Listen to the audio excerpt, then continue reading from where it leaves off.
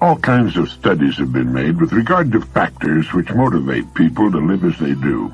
We've already covered enough ground in this program to establish the fact that people are responsible for their personal lives, barring some act of God or government, catastrophe or war that might intervene to change things, permanently or temporarily.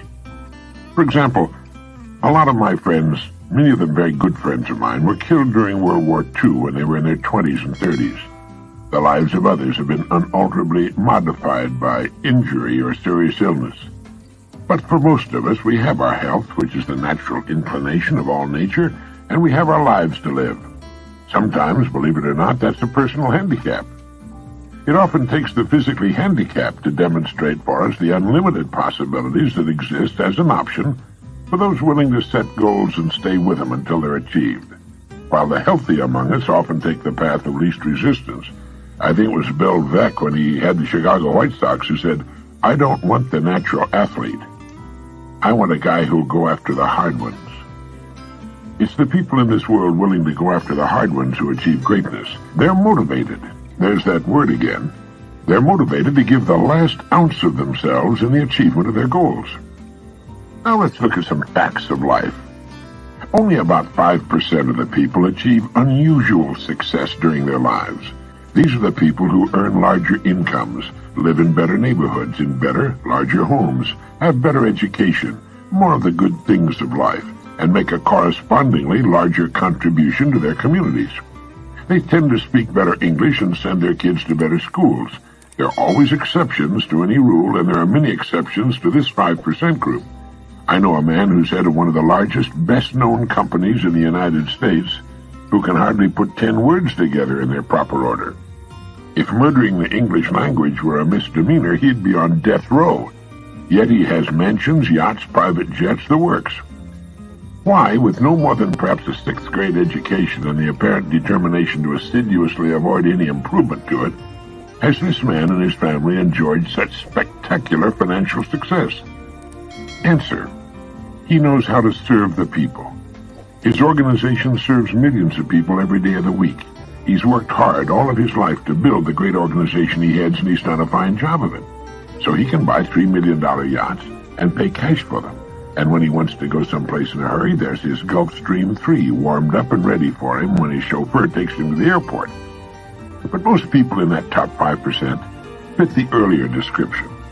Many of them are not rich by the standards of our mega millionaire friend, but they're in the top 5% of American incomes. They're set for life, and they, as a group, tend to enjoy themselves very much.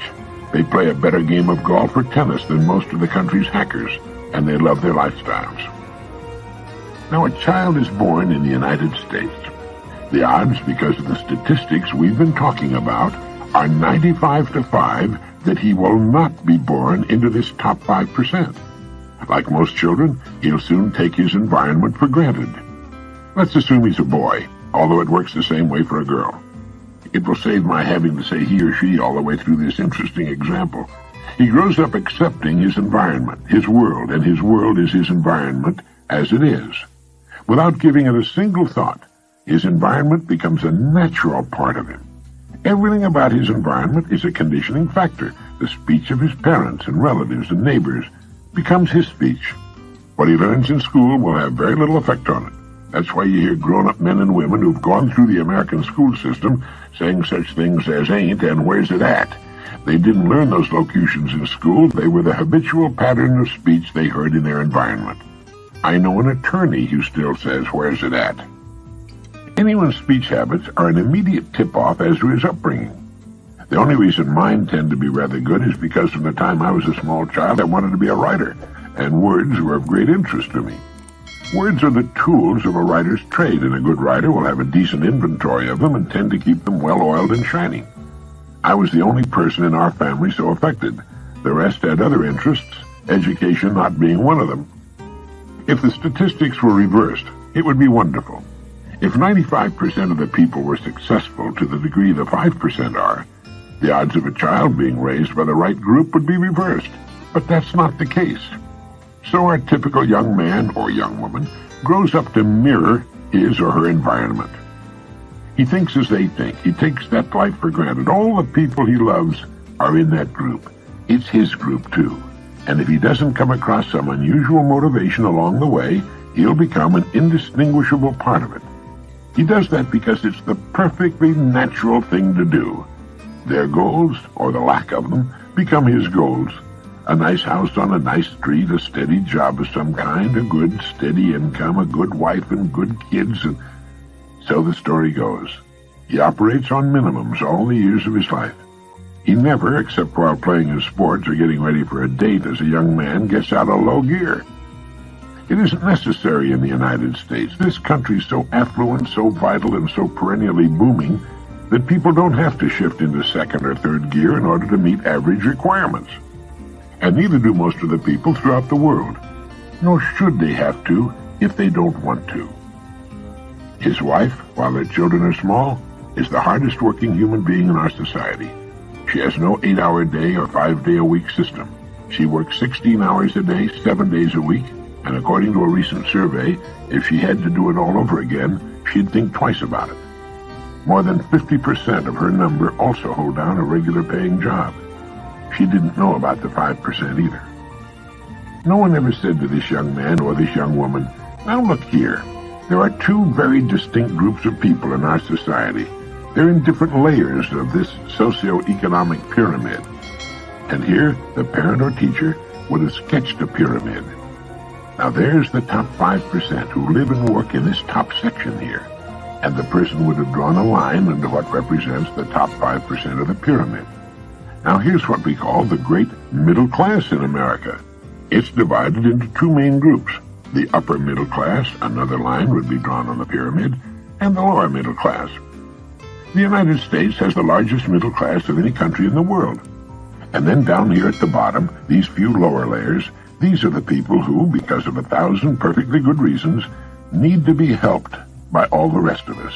They have difficulty coping. Many of them are too old or sick to help themselves.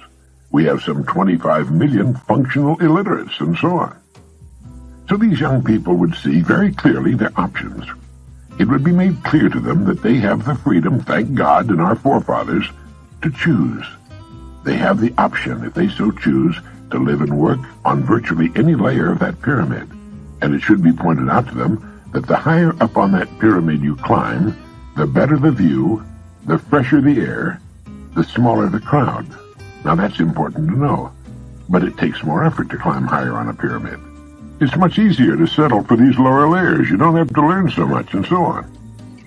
Now, the parent or teacher might continue, we live right here at this level on the pyramid. And then the parent or teacher might say, it's not in the higher levels, but it's certainly not in the lower levels either. It's where I wanted to be. Your mother and I have been quite happy here. Well, I hope you get the picture. Wouldn't it be wonderful if we would be shown that when we're about 12 or 13? Wouldn't it be great to know we had that option and to see that pyramid?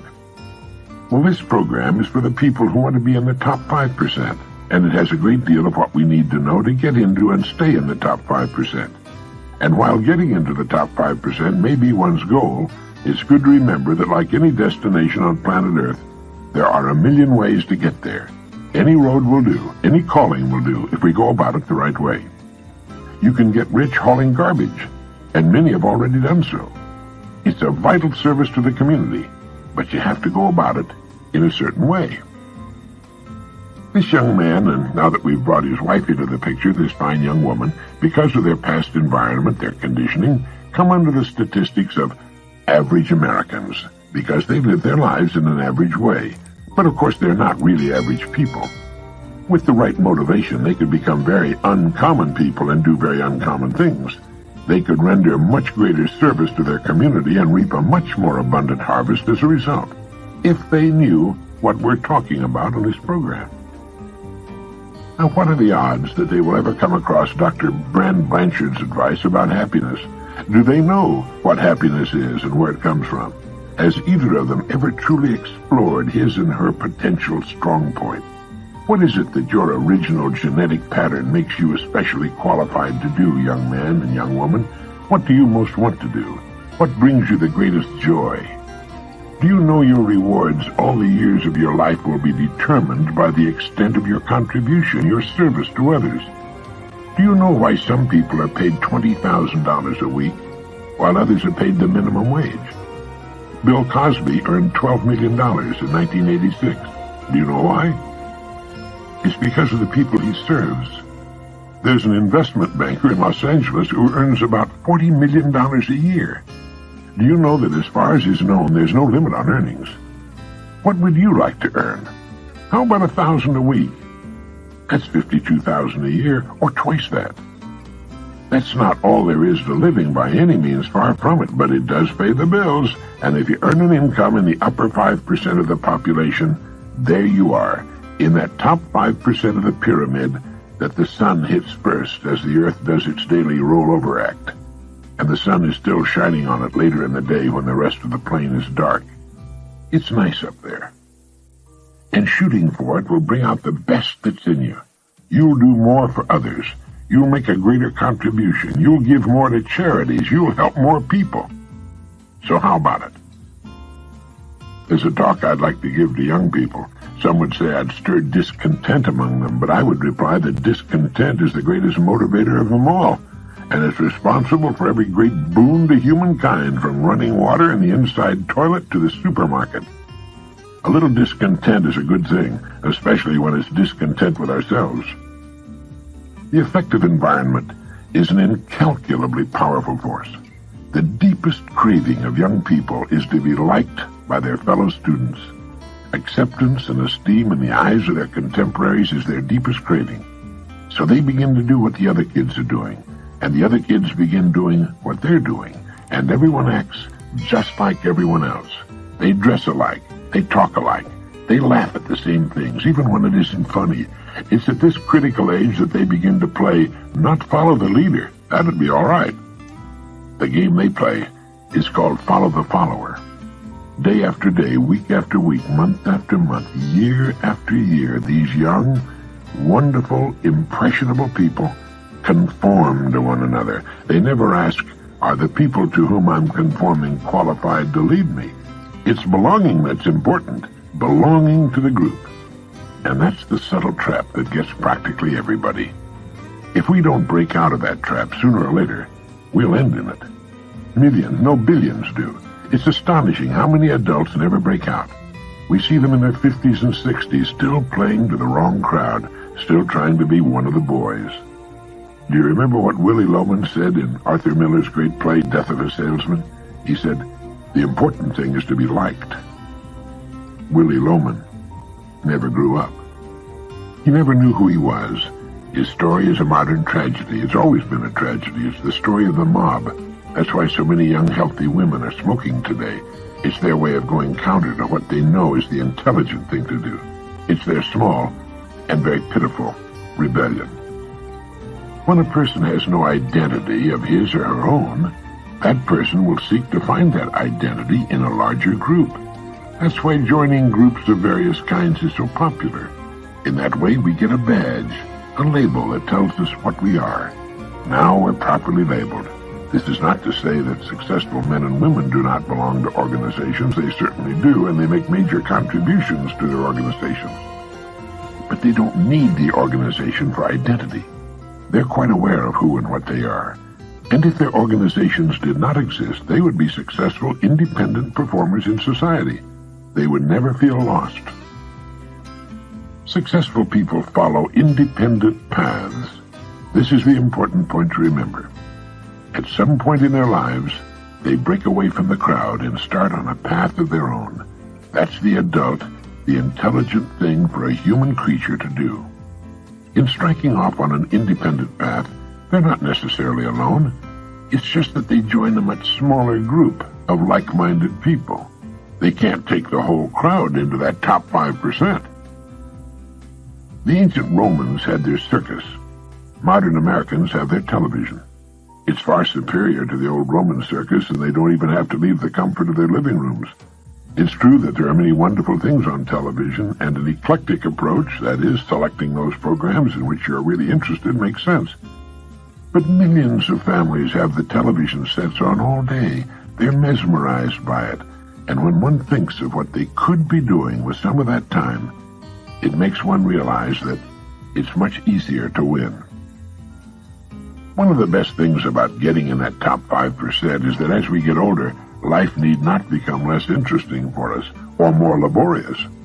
We become more productive as we approach our 60s and 70s and often many years beyond. And it's nice to grow older with all the goodies of life. It's more comfortable. One can spend one's winters in Florida or somewhere south of the equator and one's summers in the cooler, healthier climates.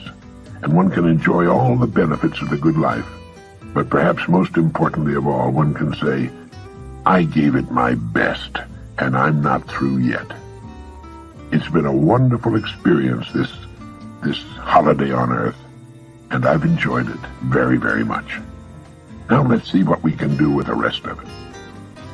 Yes, I think it's actually easier to win. There's less competition up there where the view is so much better and the air is so fresh and clean. And it's almost never too late. For with a purpose, a worthy goal, and the motivation to reach those upper layers on the pyramid, a person can travel farther in a few years than he might otherwise travel in a lifetime. Earl Nightingale's message emphasizes personal responsibility and motivation as the cornerstones of success. He asserts that while extraordinary circumstances like acts of God, government catastrophes, or wars can alter lives, most individuals have the power to shape their destinies. Nightingale highlights how those who are physically handicapped often achieve remarkable things, demonstrating the potential for anyone to set and pursue goals. This contrasts with many healthy individuals who tend to take the path of least resistance. He introduces the concept of the socioeconomic pyramid, explaining that only about 5% of people achieve significant success, marked by higher incomes, better education, and a superior quality of life. These individuals are highly motivated, willing to tackle difficult tasks, and persistently work towards their goals. Nightingale illustrates this with examples, such as a business leader with limited formal education who has achieved great wealth by effectively serving people's needs. This underscores that success is not solely dependent on traditional education, but on the ability to serve others effectively. Environmental conditioning plays a significant role in shaping individuals' aspirations and achievements. Nightingale explains how people often mirror their upbringing and surroundings, adopting the speech, behaviors, and attitudes of those around them. This conditioning can limit their potential unless they encounter a motivating factor that inspires them to break free from the norm. He also emphasizes the importance of breaking away from the crowd and pursuing an independent path to reach the top 5% of success. Discontent, he argues, is a powerful motivator, driving individuals to strive for greater achievements. Nightingale concludes by highlighting the benefits of achieving top-tier success: a life of comfort, security, and satisfaction from knowing one has given their best effort. His message serves as a timeless reminder to take charge of one's life, set ambitious goals, and relentlessly pursue them to reach one's full potential.